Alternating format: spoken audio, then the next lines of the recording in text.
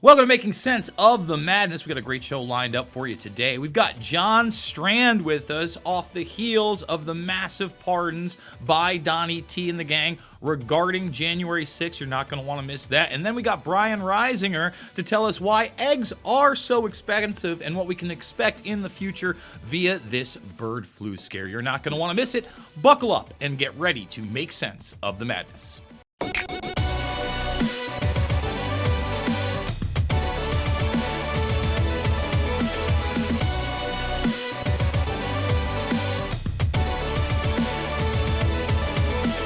I was going to talk about the J6 hostages, but you'll be happy because, you know, it's action, not words that count. And you're going to see a lot of action on the J6 hostages. See a lot of action.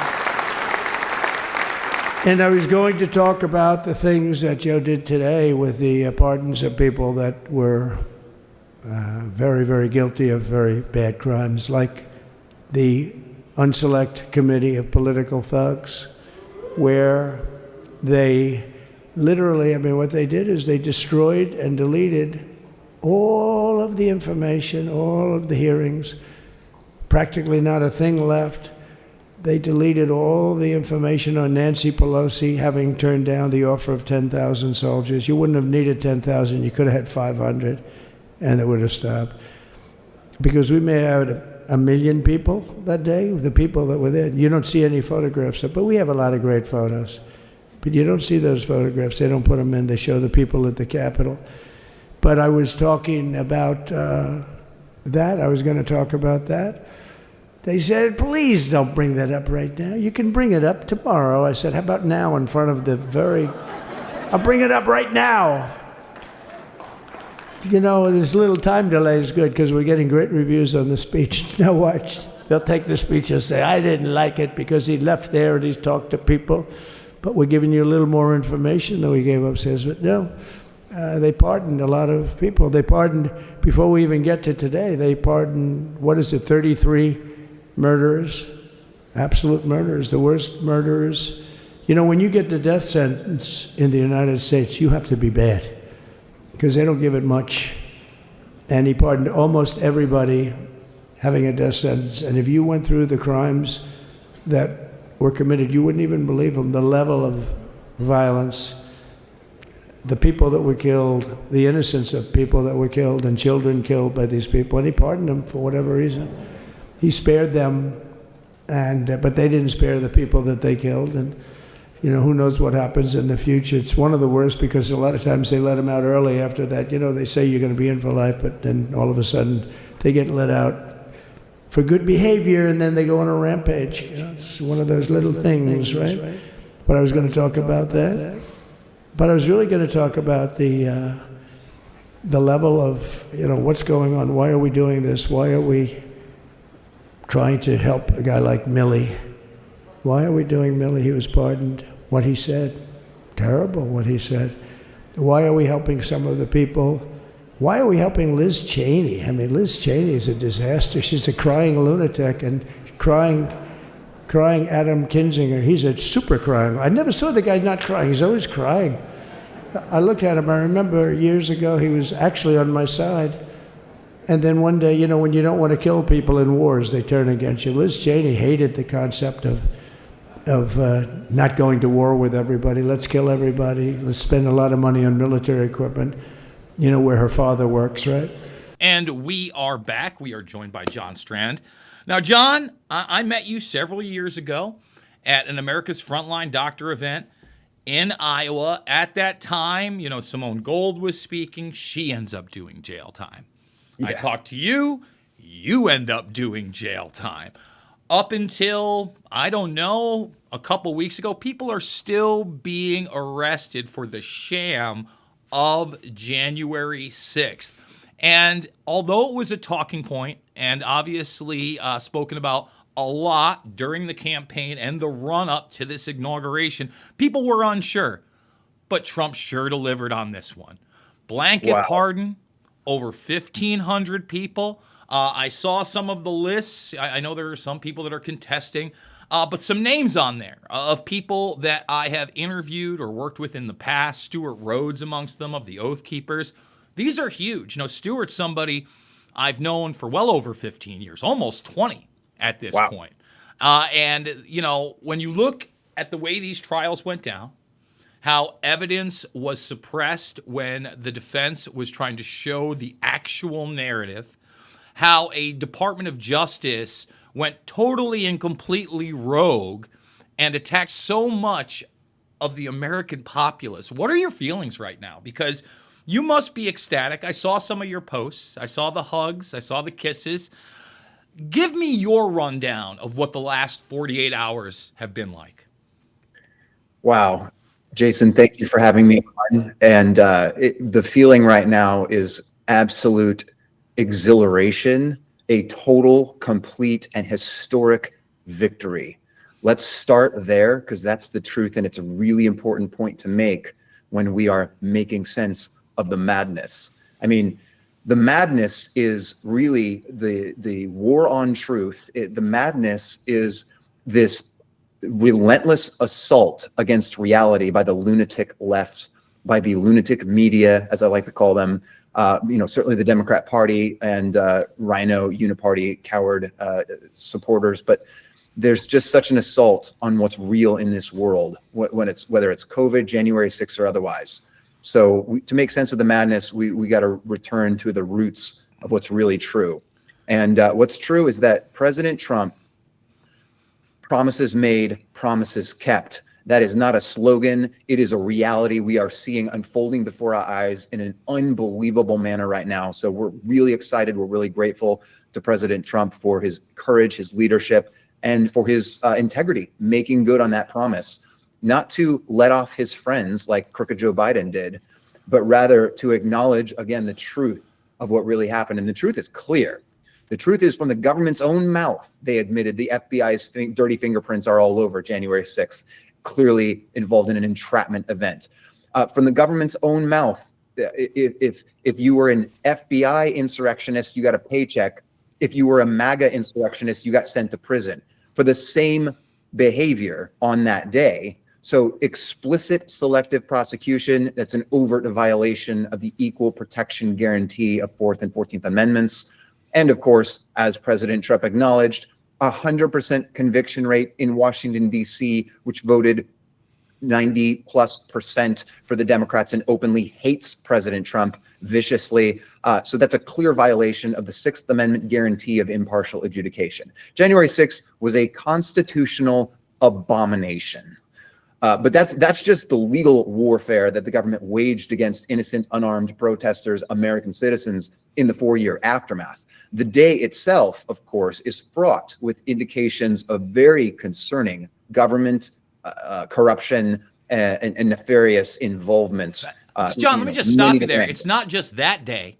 It's the run-up. It's the night before. It's the pipe bomber, which I'm very glad that Donald Trump is now talking about. Whether or not we get to the bottom of that and we find out what actually happened, again, that remains to be seen. But I want to talk a little bit about the promises kept, because I run with the quote-unquote black pill crowd quite a bit, the Whitney Webbs of the world, who I love and I respect, the Derek Broses of the world. And, in so many of these forums that we have, they'll always come at me with, well, there's no real difference between this side or that side. And I'll say, look, I'm not saying there isn't a uniparty. I'm not saying the guy's going to deliver on everything. But certainly, with the 1,500 plus people that just got released, was not happening under a Biden 2.0 or a Harris administration at all. In fact, more prosecutions would have come, and this narrative would have been pushed further. There are very tangible differences, in my opinion. Does that make this guy and this administration perfect? No, but I got to tell you, I love the fact that the guy went out there, he did his inauguration speech, he did another one, and then he went to work. And not only did he go to work, he took a press conference while he was signing these things, talked to the press for over an hour. That is more then Joe Biden engaged the press in perhaps his first 2 to 3 years in office combined. And Yep. that is not an exaggeration, is it, John? Not at all. You know, they love to say that elections have consequences. Well, now we've learned that rigged elections have consequences, and President Trump is delivering. So it's absolutely exhilarating. It exceeds, or it expands far beyond just the January 6th issue. I mean, day one, he has withdrawn the United States from the totally corrupt World Health Organization. That is incredible, mind-blowing. Just a concrete example of President Trump making promises, keeping them, and actually delivering on what America needs and what we demanded in a landslide mandate victory on November 5th.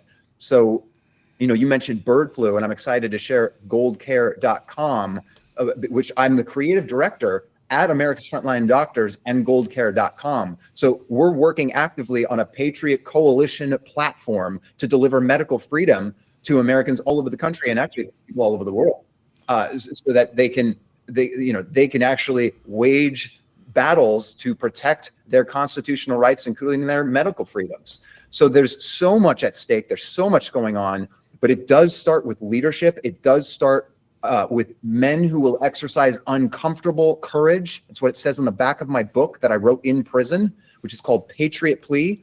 Urge everyone to get a copy of that at johnstrand.com. It will blow your mind. I promise you that. But the point of the book really is that uncomfortable courage, when we exercise what we know is right, when we have a clear choice between good and evil, and we choose good and we stand up to fight against evil, that is when the world shifts on its axis. That is when history is made. That is when legends are born and the blessings of liberty for our posterity are secured and delivered, which President Trump is doing right now, and which every one of us as American citizens can participate, joining with President Trump and the MAGA movement as we embark on this new golden age of America.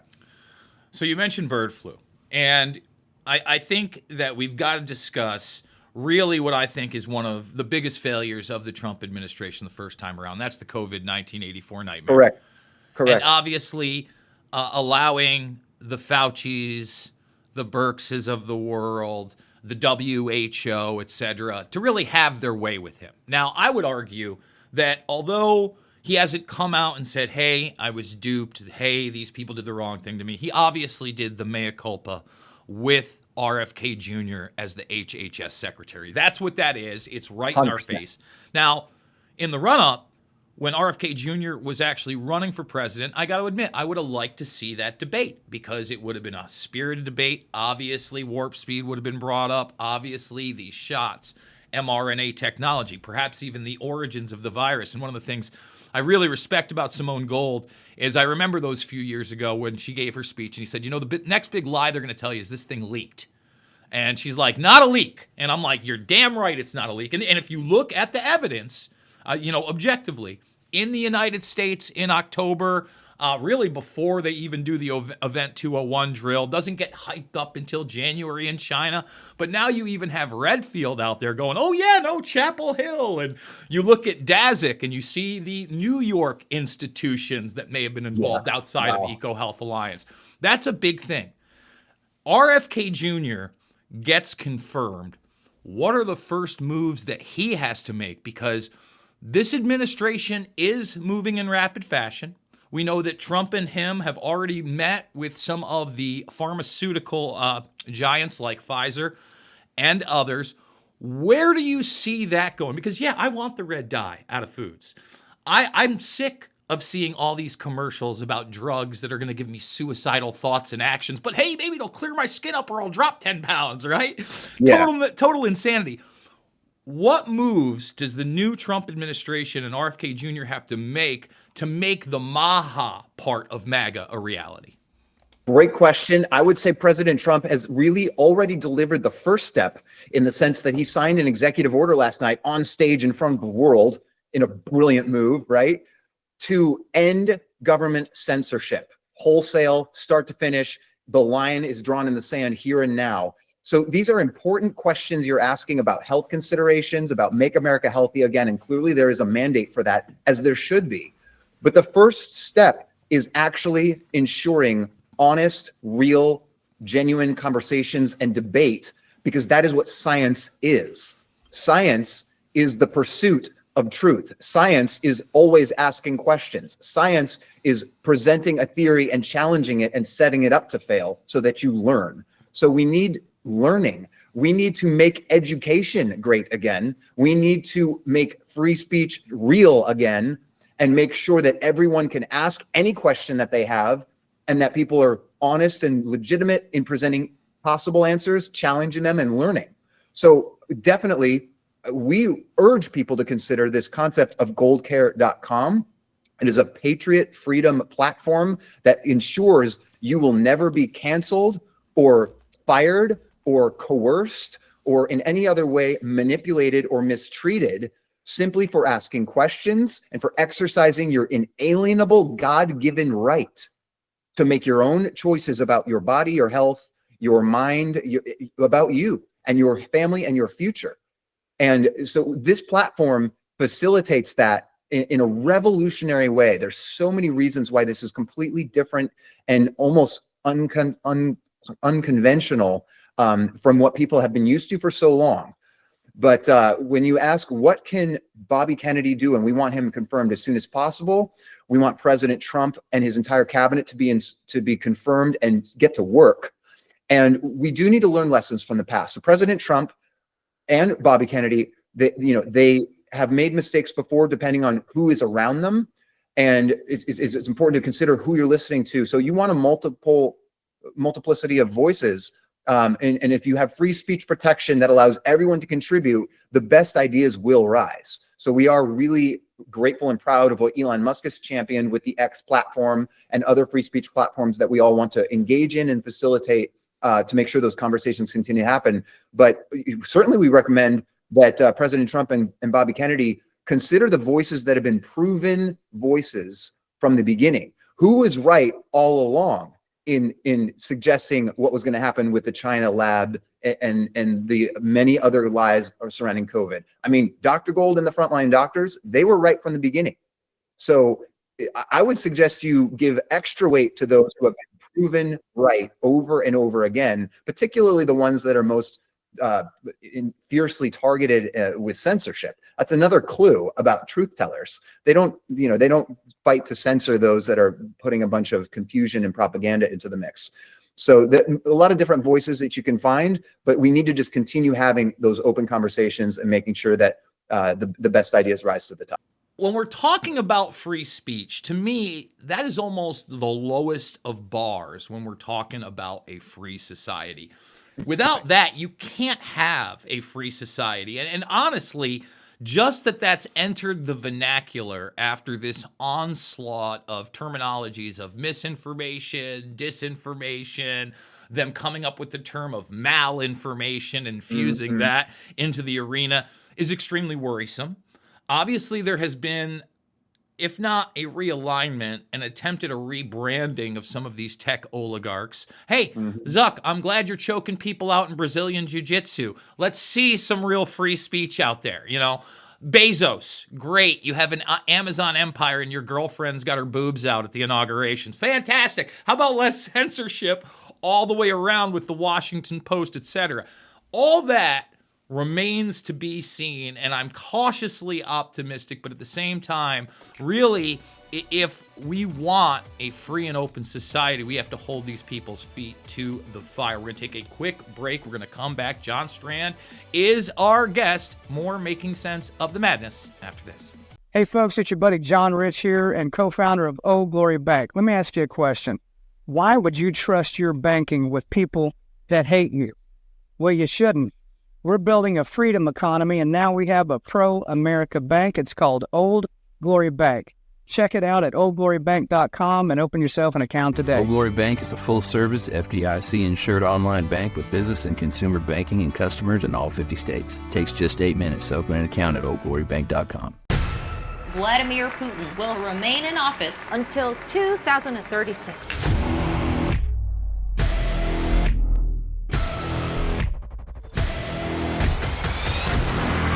Putin is being called bold. What's your strategy? Bring them back to the Stone Age. Daring. You won't be able to look away. How can his kingdom last? Putin, rated R, in select theaters January 10th. And we are back with John Strand. So we've talked about RFK Jr., we've talked about the incoming administration. You've alluded to these preemptive pardons that were last minute. And I got to tell you, really horrible. You know, these stories were out weeks ago. And I was like, can they really do this? Is this really going to happen? But then you saw the Hunter Biden pardon.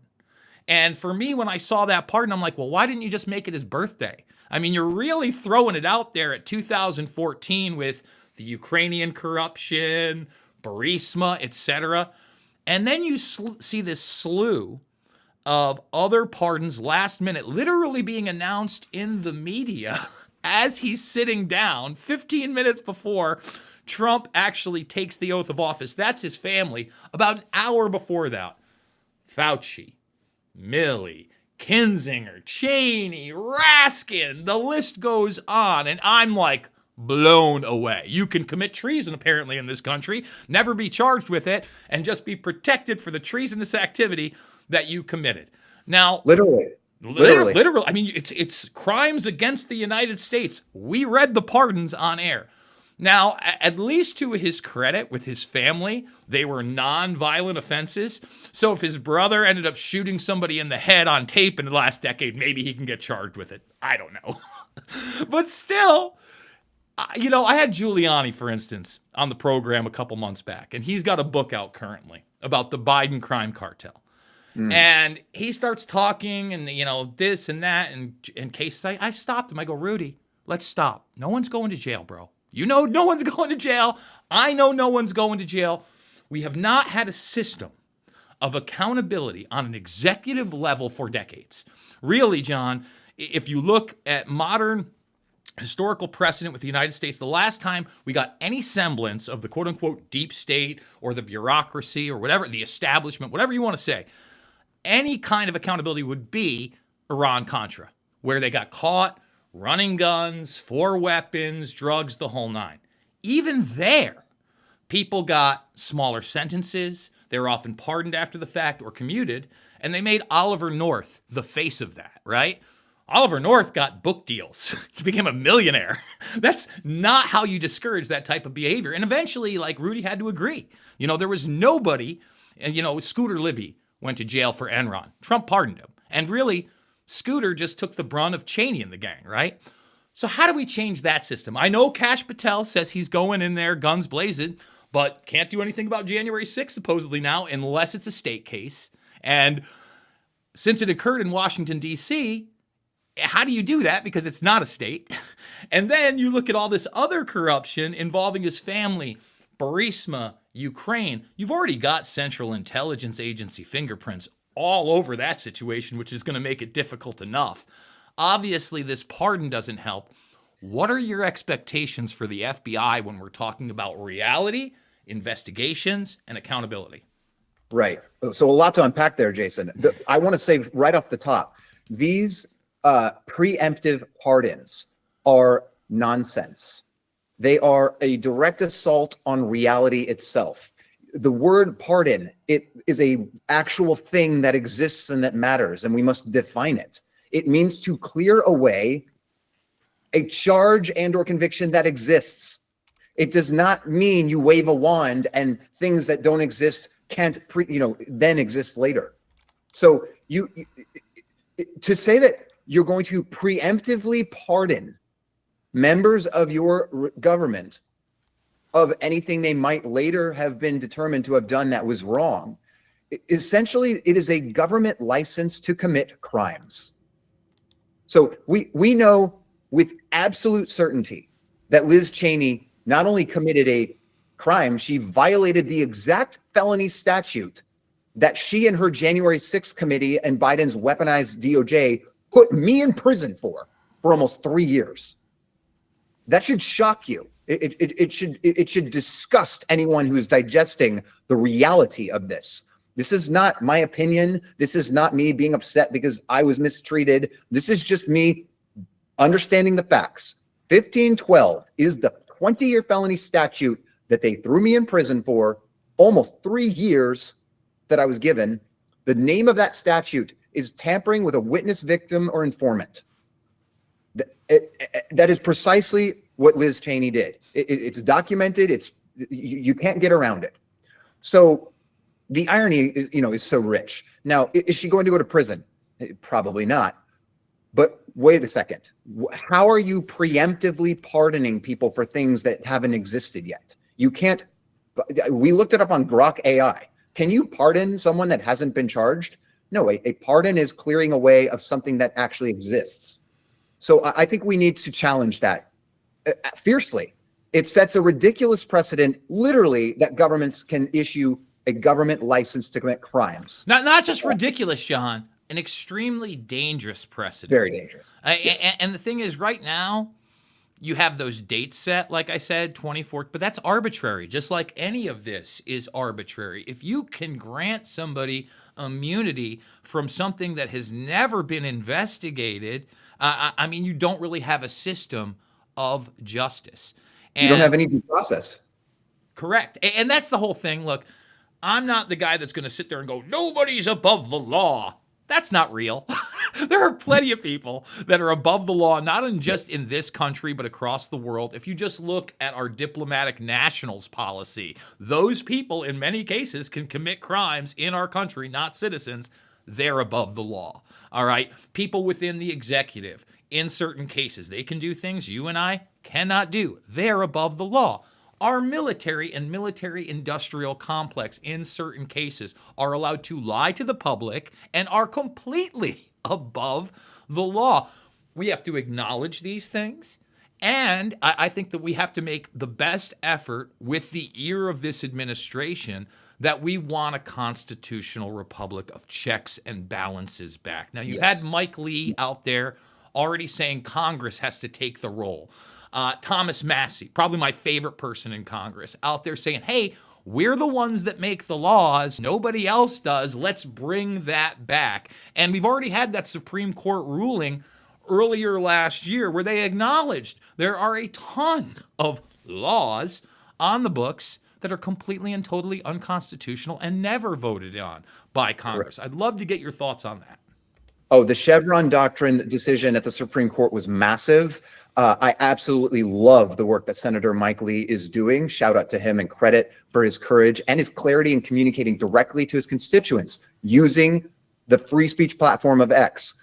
So we need those conversations to continue. And specifically on the point you just made, there is nothing more important than re-examining and remembering first of all, that we are not a democracy. We are a constitutional republic. That matters immensely. What is our constitutional republic? What does that mean? How is it supposed to function? And how have we gotten so far off the rails, 1,000 miles away from where the founding fathers intended it for us to be? So let's talk about that, because there's so many people that don't want to acknowledge the fact that a constitutional republic is not a straight democracy. In fact, it has democratic values. In other words, you are voting for your leaders, you are their constituents. But when you get to the really important stuff, when you get to the Constitution itself, and this is why I've always said, look, the Constitution of the United States was the perfectly imperfect document.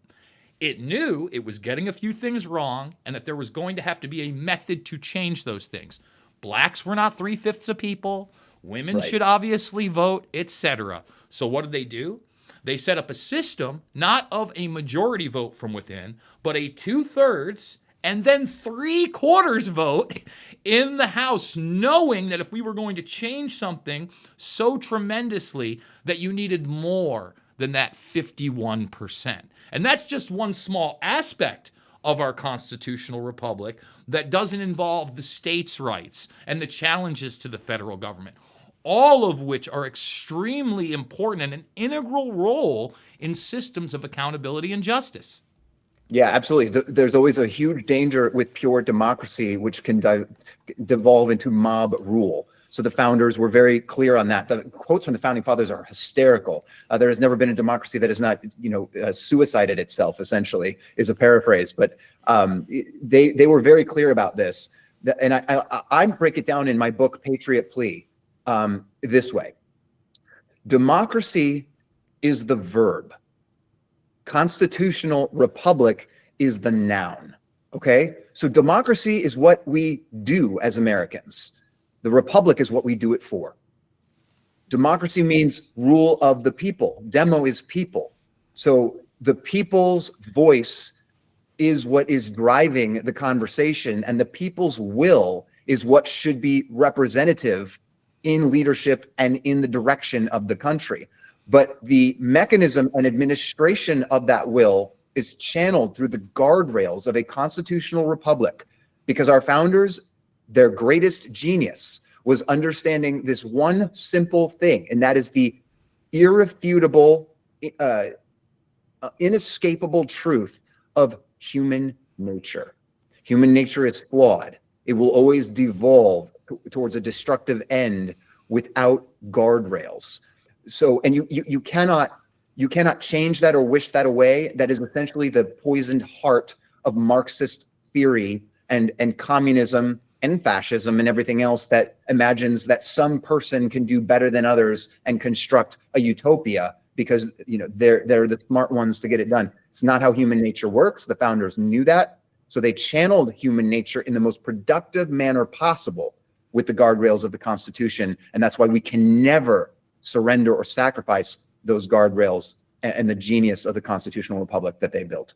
Couldn't agree more on that. John, let everybody know where they can get the book, support your work, and follow you on this journey that hopefully is coming to an end in the regard that we are going to see more and more justice for those that have been wrongly imprisoned.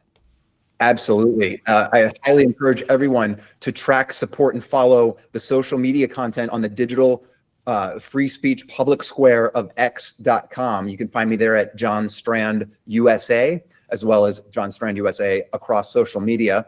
And of course, johnstrand.com. Please pre-order Patriot Plea. That book will blow your mind. And the call to action is powerful. The conversation, this book, I pray it will ignite in our country, truly can lead a revival of American citizenship and patriotism, spiritual revival of recommitment to the truth of God and his word, which is what this country was built on. That solid foundation is the only way to ensure our republic will survive and flourish. So it's an essential commitment and opportunity for us to seize. Please read and share that book. And of course, continue to follow johnstrand.com for all kinds of incredible updates that are going to be coming very soon. We'll continue to share those as we continue our battle for the soul of this republic, for a return to truth and transparency. And justice is a really important, liberty and justice for all, right? So without justice, we will not stand. What is justice? Well, it is a recognition of the reality of what happened, and it is a commitment to restoring what has been damaged or lost back on track to where it should be. So we're championing restorative justice with a movement called wearej6.com. Every single human on listening to this can register as an advocate. Anyone who is a J6 defendant can register as a defendant. And we're going to coordinate the truth of what happened to these people and share it with the world so that they understand this is a nonpartisan mission to recognize the truth of the damage done to these people and their families. And that restorative justice involves a recognition of the truth and a commitment to making it right, including significant and we hope historic financial restitution for these people who have been destroyed beyond your wildest imagination. It will make you sick. It will bring you to tears, truly. So we owe it to these people and ourselves as a country to heal this divide and make these people whole. So we're committed to that effort at wearej6.com. Let me just say, I couldn't be happier for you. Congratulations. I know this has been an extremely long journey, and I want to thank you on the heels of this pardon, this massive moment in history, for taking time out of your busy schedule to be with us today. johnstrand.com. Thank you so much, John. I really do appreciate you. Thank you, Jason. The honor is mine. I appreciate your courage. God bless you. Thank you, brother. We're going to take a quick break. We'll be back with more Making Sense of the Madness after this. Attention business owners and entrepreneurs, Patriot TV is launching a brand new TV series showcasing American-made products, and your business could be featured. Whether you sell your products online on Etsy or Shopify and dream of reaching millions of viewers on smart TVs like Samsung, Sony, TCL, and LG, or apps like Roku, Android, and Apple TV, this is your chance. We're searching for US-based businesses offering all types of products and services proudly made in the USA. If you've ever wanted to showcase your products on TV like QVC or the Home Shopping Network, now's your opportunity. Support our American economy, grow your business, and be seen by loyal Patriot viewers across the country. Know someone with a business or have a business yourself? Don't miss out. Contact us at supportingpatriots.com today. Be a guest on this new exciting TV series. Let's put your American-made products in the spotlight. Hey folks, it's your buddy John Rich here and co-founder of Old Glory Bank. Let me ask you a question. Why would you trust your banking with people that hate you? Well, you shouldn't. We're building a freedom economy, and now we have a pro-America bank. It's called Old Glory Bank. Check it out at oldglorybank.com and open yourself an account today. Old Glory Bank is a full-service, FDIC-insured online bank with business and consumer banking and customers in all 50 states. Takes just 8 minutes to open an account at oldglorybank.com. And we are back. We are now joined by Brian Reisinger, author and generational farmer. Brian, I am paying out the arnis for eggs right now. Now, usually I go get, the 60 rack, the big guy. I don't feed my dog food. Don't get me wrong, I like eggs myself. But in every batch I make, I throw 4 or 5 eggs in there. Not just great for them physically, but, they're coach shine, they're softer. Eggs are awesome, right? Yeah, that's why you have the rise of people like raw egg nationalists. Like, it's an important food. Right now, the prices are out of control. I was doing the math on non-organic eggs in both. I'm paying 30 to 45 cents an egg. An egg. When I remember a time pre-COVID 1984, I could walk into my local store or even gas station or convenience store, and you would have 79 cents to $1.39 for a dozen eggs. Large. Grade A. I would hop on that all the time. It seems like, for some reason, those days are long gone. Obviously, in the very beginning of the COVID 1984 nightmare, eggs were through the roof. The memes were out there of people holding like 6 eggs and like offers, no low ballers. I know what I got. What is the truth about what's going on with our livestock, in particular our poultry, our eggs, etc.? Here's the issue that we're facing. This is a kind of, sequel to what we saw during COVID. You're so right to make that comparison. What we saw during COVID was the locking up of our supply chain. It was a stress test for our entire food system. And in many ways, we failed that test, right? What the issue with eggs is showing is that we haven't completely learned that lesson yet. This will continue to happen over and over unless we do something about our food system to have our local farms supplying more local and regional and specialty food rather than just relying on our current fragile supply chain. So you've got bird flu that will hit a farm or a processing facility or spread through the chicken, the eggs that are already in distribution centers, whatever the case may be. When you take down a large facility because of concerns about bird flu, you have a massive impact on our food supply. So that's the reason people many times can't find eggs anywhere. And if they can, they're through the roof. And we have to understand that this is really serious because eggs are an important staple food and families can't afford it, number one. But number two, it speaks to the larger risks. We're getting warned again where our food system is, we're seeing that teetering going on, and we have to take heed of it. So obviously yesterday is a big day. Trump gets sworn in.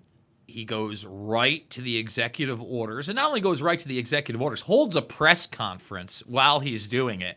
Speaks to the press, I think, for a little bit more than an hour, which would be more than the first 2 to 3 years of the Biden administration combined. While he's doing that, what were your thoughts on that first day? Because, obviously some of the promises that have been made have already been kept. Our first guest, one of the January 6ers, that was a big issue. to me. But at the same time, we got to hold this administration's feet to the fire. And I got to tell you, I'm not in love with this decision out of the gates. If you look at this, folks, we're pledging almost $500 billion or more than $500 billion to HHS to accelerate some kind of bird flu vaccine when I'm not so sure that the United States human populace needs that. I'm not in love with the talk of mRNA technology being utilized on our livestock. Where do you see this going? Are there going to be new types of inoculations, not just for people, but for livestock, birds in particular? Because there are so many people like myself that want to see less of that, not just with our livestock, but also our produce. For instance, one of the ads that's running here in Iowa on the radio are pro-glyphosate ads. Now, I've never been a big fan of Monsanto. I'm certainly not in love with the fact that years ago, a lot of people forget this, they merged with Bayer, the pharmaceutical company, and they did so at a time they were losing massive lawsuits based on glyphosate, Roundup in particular, and its connection to non-Hodgkin's lymphoma. I'm sure you've had to deal with glyphosate and other types of chemical products. What is your overarching view of this? Because, again, the ads they're running in Iowa are like, the farmers want glyphosate. Let's not ban it. And I'm like, whoa, I don't know about all that. Maybe we can find something different. So I want to hear from a farmer on that issue. Yeah. In the short term, what we're seeing is that we're trapped in these series of terrible choices, right? We've got situations where we want to move our food system away from having those kinds of chemicals involved. We want to move our farms toward growing more of our local, regional, and specialty food. And at the same time, we have a lot of farms that are locked into some old traditional ways of farming that they're working to work their way out of it because of government subsidies and limited market opportunities and other factors. They've only got a certain couple kind of crops they can grow, and they're trying to turn a profit. So we're stuck in this weird situation. I think you probably will see the Trump administration continue to make some really kind of difficult, complicated choices that people on both sides would probably like to have turn out differently in the short term. The real way to break out of this in the long term is to do something about the disappearance of American farmers. As you and I have talked about before, losing 45,000 per year on average for the past century. We continue that for the next generation, we're going to wipe out the majority of our family farms in this country. Another 40 years at that pace, and our family farms will be gone. It will really only be the massive, large facilities, be they farms or food processors, that are producing our food. If that happens, we are locked in forever into choices like, do you want a bunch of chemicals in your food or do you want no food? Right? And that's not the choice the American people should be left with. So in the short term, there's all these difficult, fraught things. I think you will see more movement toward that stuff. In the long term, I think if we can address the disappearance of our family farms, we can sidestep that dilemma. We don't have to pick between food with chemicals in it and no food. We can be growing more food in more places and getting it to more American dinner tables in more new ways. Now, obviously, in your book, Land Rich, Cash Poor, the focus is the family farm in the United States and how it can not only survive, but hopefully thrive again in this country. Number one, what are the farmers around you expecting to happen in the coming weeks and months to hopefully put us in that direction? And what do you feel needs to be done in those coming weeks and months to make that a reality? Yeah. I think what you are seeing with farmers, the folks that I talk to back home and people across the country I get the chance to talk to as a result of the book, people are hoping that there's a way to bring costs down or hold that increase in costs down. So whether it's energy, seed, fertilizer, energy is a big one. I mean, that is skyrocketing, and it's a huge built-in cost for farms of all sizes and types. They're hoping that the cost of energy and other things can be brought down. They're hoping that that can happen at a time when they also maybe have some good existing markets, maybe some decent prices in their existing markets, and maybe move into some new markets. Those are the hopes. In order to do that, we need to have a very nimble and fast set of actions that are taken now and that are carried out over the long term. And what I mean by that is we need to get regulations out of the way. We need to get tax out of the way. Things that are increasing the cost, especially on those small family farms, we need to make sure that government isn't making it harder for them. We can do that in the short term. Over the long term, we need to re-inject innovation into the American agriculture system. It's a proud part of American agriculture that has been slowing. We need an R&D revolution. We need fair markets domestically and internationally, as you and I have talked about before. If we can make those kinds of policy changes over the short term, that is what can really we kind of kick it into gear and allow us to make changes over time. Because right now we can get government out of the way in the short term, but over the long term, there's a series of bad decisions that have been made by both parties over decades that we have to undo with more innovation and more fair markets for our farmers domestically and internationally. So let's talk about the energy aspect. I think one of the things that many people voted for Trump for again, or maybe did for the first time out of the 3 times he run, is the fact that we were eating $4 to $5 gas on regular in in the Midwest. Forget about when I would go visit to California. You would see $5, $6, $7 gas. East Coast, New York, not great either.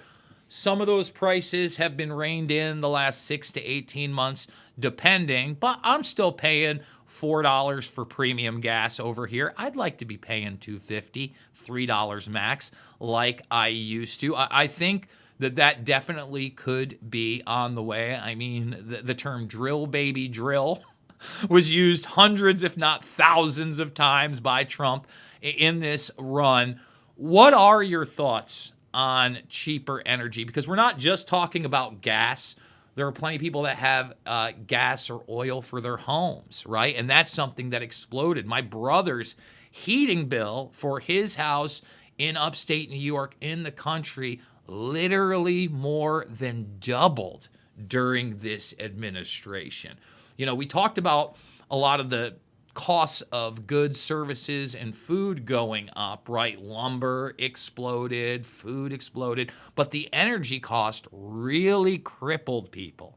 And if you're running on those energies, and it's not just a 3 to 5 bedroom home, which in this day and age is already large, but it's an entire farm. I mean, you're talking about energy bills that can be in the thousands, if not tens of thousands for the bigger farms every single month. Yeah, that's absolutely right. Again, there are things that can be done now, and then there are things we need to do over the long term to change our system. In the short term, go and listen to those folks, listen to those governors and states that say, hey, we can do more drilling here. We can do it in an environmentally safe way, and we can open up some of our resource. Those folks that are expert in where can we go offshore, where are the places that we can do that? There are all kinds. If you actually talk to people who aren't just engaged in the politics of this, there are people who will tell you that there are resources we can open up, and you can combine that with getting tough with international negotiations with some of the folks who supply our energy as well. And so those are the things that we can be doing now. Once again, we have to also look over the long term because of how long running and deep seated these problems are. And the American farmer can be part of the solution there too. Now, I know that ethanol is a controversial thing, including amongst conservatives who will debate it in different directions. So I'm going to set that aside for a moment. But there is, as part of a research and development revolution, there is room for other types of crops and products to not only feed the American family, but also supply new types of energy. It doesn't have to be over subsidized. It doesn't have to be a boondoggle, but new types of innovation to help with sustainable jet fuel, things like that can allow us to create other ways to increase our supply as well. So again, short-term and long-term action. We want to take bold action now to deal with this. And we want to look over the long term to make sure we're making some of those systemic changes to make sure that we don't find ourselves back in this place 5-10 years from now. Absolutely. The book is Land Rich, Cash Poor. We're going to take a quick break. Final segment of the show after this. Hey, folks, it's your buddy John Rich here and co-founder of Old Glory Bank. Let me ask you a question. Why would you trust your banking with people that hate you? Well, you shouldn't. We're building a freedom economy, and now we have a pro-America bank. It's called Old Glory Bank. Check it out at oldglorybank.com and open yourself an account today. Old Glory Bank is a full-service, FDIC-insured online bank with business and consumer banking and customers in all 50 states. It takes just 8 minutes to open an account at oldglorybank.com. I couldn't give anything a higher endorsement. I would be remiss had I not include Cardio Miracle on my very short list of secrets. It's the real deal. It's a real product. It's not another supplement. I'm operating about 6 to 8 hours, and I've noticed that being on this Cardio Miracle has made a huge difference. Since I started taking Cardio Miracle about 8 months into it, the benefits have been fantastic. If I get hungry, then I just have a Cardio Miracle. Not only is it safe, but it's necessary to take Cardio Miracle to stay well. This let me sleep and feeling with more energy, more get up and go, and it's all because of what this company does. For me as a doctor, Cardio Miracle is a staple. Cardio Miracle to me is hope in a glass. To try Cardio Miracle for yourself and get a special fan discount, go to the host page right now and click the link for Cardio Miracle.